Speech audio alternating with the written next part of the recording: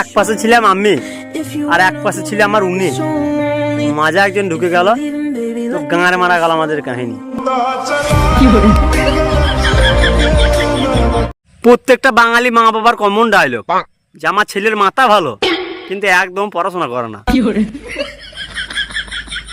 দেখো ভাই, বাইক চালাও ধীরে ধীরে, বাজার করো ঘুরে ঘুরে, আর প্রেম করো বাড়ি থেকে দূরে।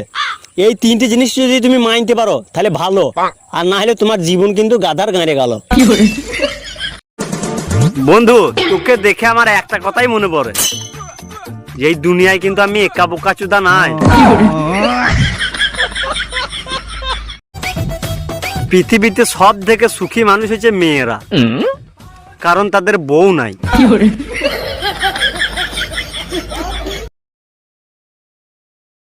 সে আমাকে বলেছিল যে বিয়ের দিন বেনারসি আর বউ ভাতের দিন লেহেঙ্গা পরবে। বাঁড়া শুনলাম কালকে নাইটি পরে একটা ছেলের সঙ্গে পালিয়ে গেছে।